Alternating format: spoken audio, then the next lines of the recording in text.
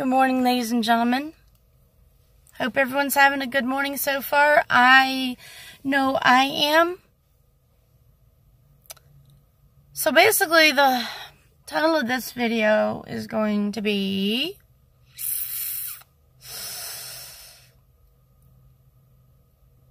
what a familiar car, but I'm not sure who. I don't know. Anywho. The title of this video is basically,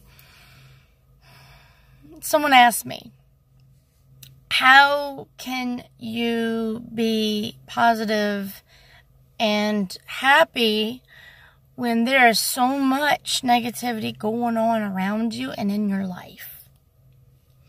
I know all too well how to do that because I would sit for like a while back in the day when there was so much turmoil and chaos going on, and I would just remember the days, how did I become happy? I didn't learn to be happy until, I guess you'd say, until I learned how to choose to be happy. I chose to be positive. Now I can tell you that, there were some good moments and good memories in my life. But for some reason when I was younger, all the way up to, I want to say my early 20s, I didn't learn how to control my emotions. I didn't learn how to...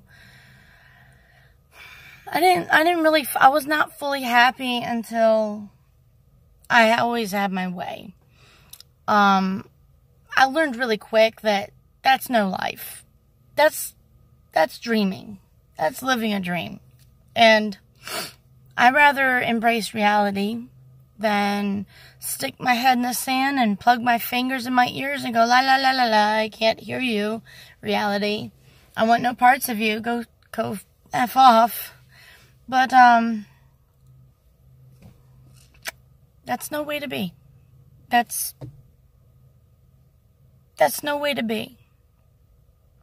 See, now there's a lot of points in my life right now because I'm getting older, and, there is like some kind of clock ticking, for people at certain ages. Whatever that clock is, it's different for everybody. Mine is, it's a little personal. No, it's not about babies. Why does everyone assume that I'm always thinking about babies? I don't want a kid yet, so get that out of your head. It's something else. Basically, I want to try to achieve financial stability. Right now, I'm shackling chained to my bank account because, let's face it, everyone is struggling. Everybody. No one is immune to it. Unless you're just that darn lucky to have that kind of money. But, oh my God. It's been a while since I did a morning gab for the actual morning. It's not easy. It really isn't. Back, I would say,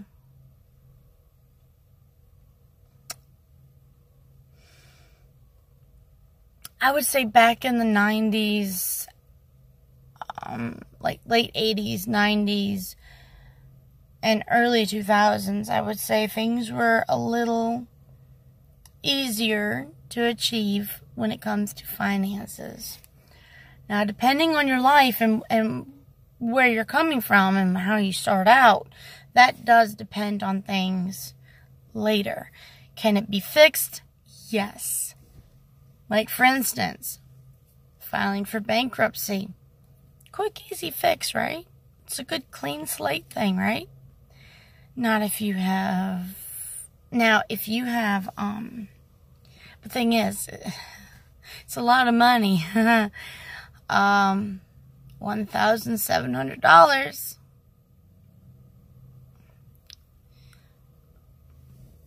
But yeah, it's expensive. You have to have a lot of money at first. You gotta spend a lot of money in order to, get money. Because when you're in a financial hole, money always is the root of a lot of problems. Depression. It can cause depression. It can cause anger. It can cause stress. It can cause relationships to fracture and break up. It can cause families to split apart and be at odds. Money is actually kind of evil, if you look at it. What good does money do other than buy things and pay for people's services?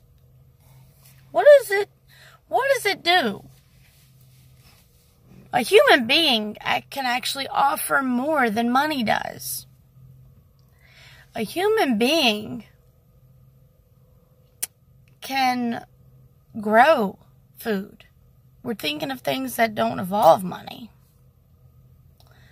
A human being can care and love somebody and, unconditionally.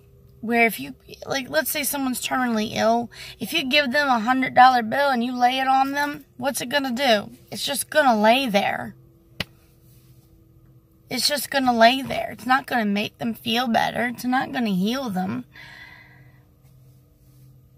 But you gotta have that money in order to get medicine and care. Sure, I'm all for people getting paid for their services so that they can. The reason why we do what we do and get paid for doing what we do is because we have bills. We have bills and we have to eat. And we can't pay our bills and we can't eat unless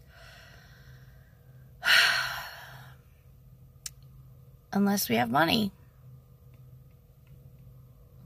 Name me one thing you can do that does not require money. Oh, I can go to this park. Do you drive? That costs money too.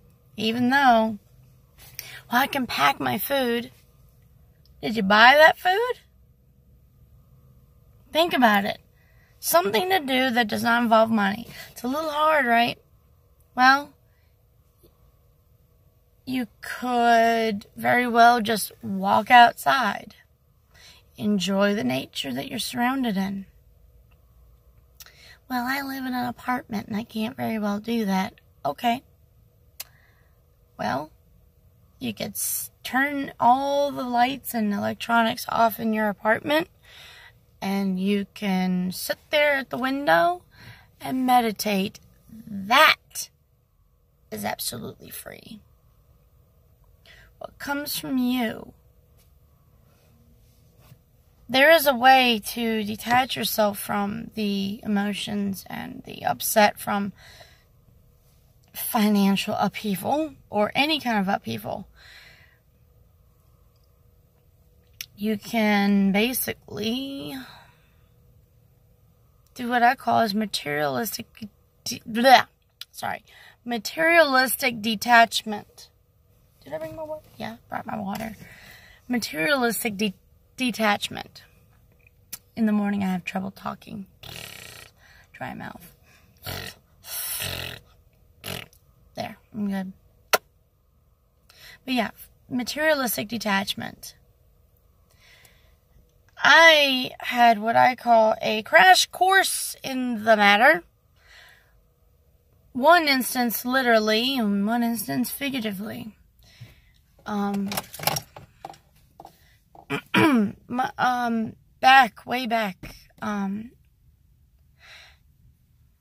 Way back when,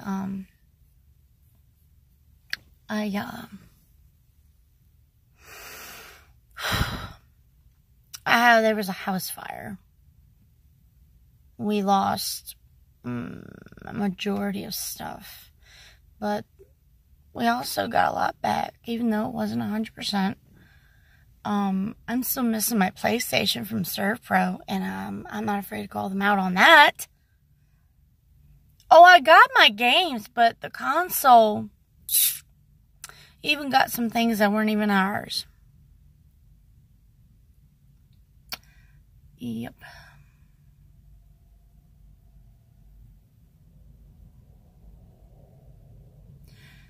Anyway.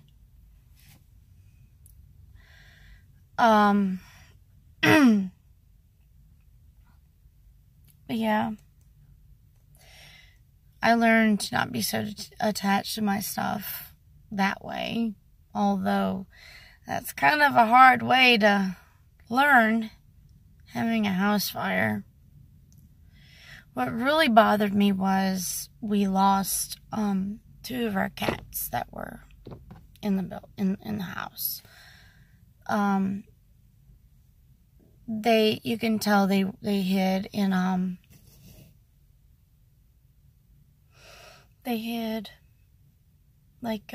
in my parents' closet. And my mom and I knew where they were, but we couldn't get to them. There was no way. And the little pet door that they had for them was melted shut in the kitchen. So when the fire started in the kitchen, they couldn't very well go. I tried to go in. Couldn't do it. I got as far as the hallway, and I couldn't breathe. I tried, but, yeah. My mom tried. She couldn't even get past the living room. But I learned that what really mattered, and it wasn't things, it wasn't clothes. I mean, those can get replaced in time. Also,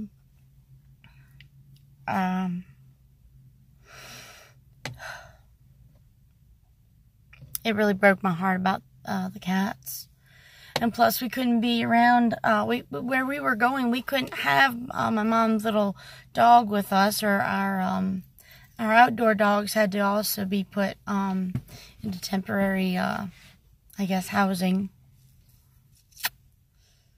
We couldn't be around them. I mean, we were put up in a hotel for almost a year.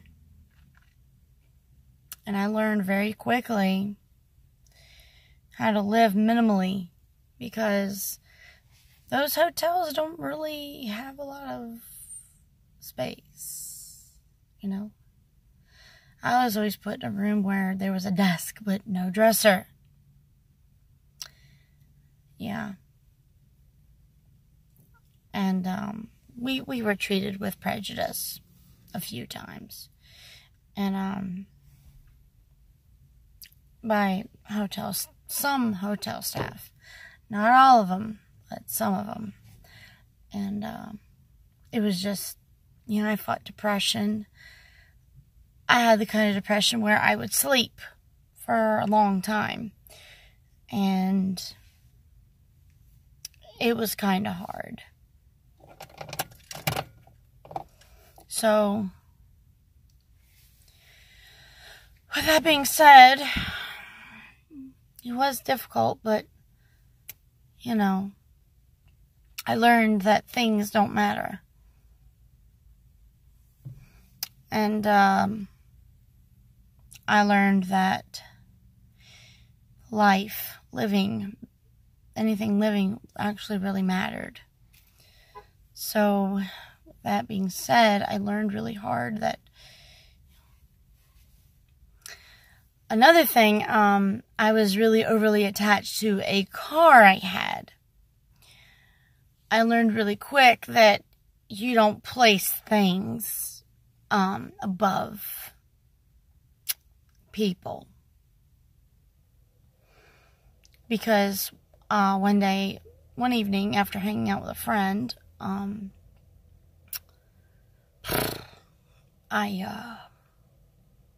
it's kind of hard for me to talk about these things because these things actually impacted me in a way that I don't cry about it, but it's like a heavy feeling on my chest. It's like, you know, there was I was going 45 in a 45-mile-an-hour zone, heading home. I wasn't far from home at the time. I was actually just down the road, and then this person was driving 25 mile an hour in a 45-mile lane. I was going 45, and I tried to apply my brakes way in advance. And it wasn't happening. I was hitting those brakes, and I was still going 45.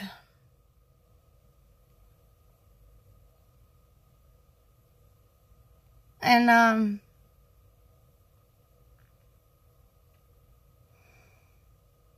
yeah. So, I had 3 choices. Go right and hit someone's house. Go forward and ram the person in front of me. Or go left and hit a brick wall. The only way I felt that I could stop and not hurt anybody was go left and hit a brick wall. So I thought that was the right choice, but of course Chesterfield County had other ideas. He said that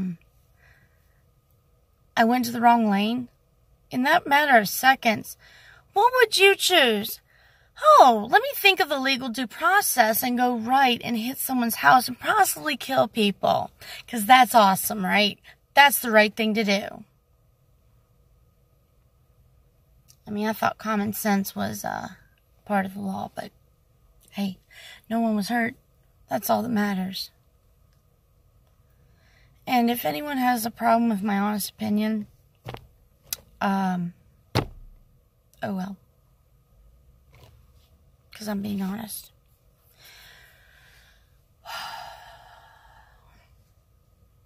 So, I learned quickly and very harshly not to be attached to things.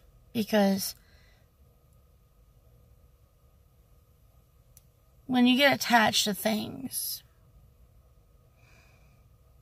it gets taken away from you. Yeah. So, I ended up with this car. And I just try to take care of it the best I can. And I don't, baby it. I mean, I kind of do baby it, but because I really want it to keep working. But, materialistic detachment, it's not a bad thing. It's actually the way that we should be. Everything is a tool. Like, your car, your phone, the clothing on your back,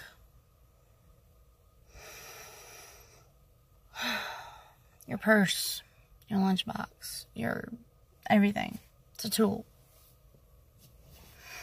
But, it is what it is. I mean, there's no sense in, I actually know some people that they still have a problem moving on from, let's say, their little brother or sister shrinking a shirt when they did laundry, or having clothes being bled on by laundry and stuff. And yeah, that shirt, you loved that shirt and it was your favorite and it looked good on you, but is it really worth berating your friend or sibling or whoever did your laundry? You didn't do it. You didn't do your laundry. So don't complain about a good gesture. Alright? Things are not worth ruining relationships. Things are not worth you're upset in your inner turmoil. You just got to be smart and be like, well, I will deal with it. I will handle it. Stressing about it is not going to do anything about it but upset me. Especially when it comes to money. So, you got to look at it that way. Because we are our own worst enemy, and our minds can be our best friend or our enemy. We can work ourselves up or we can work ourselves down. So, just breathe, relax, assess the situation, and just remind yourself, I will handle it. I will take care of it. I'm not going to ignore it. It will be all right. I will handle it as it happens. Because if you don't have money to handle something, stressing about it is not going to help you. And people calling you for money because you got a bill due, saying, well, I need you to pay this. Well, I do not have it. What do you want? What do you want? If I don't have it, I don't have it. What do you want? I've actually asked a bill collector before. They said, I need you to pay $200 right now. And I'm like, well, I have $25 right now, and that's got to go to gas to go to my job so I can continue to pay you.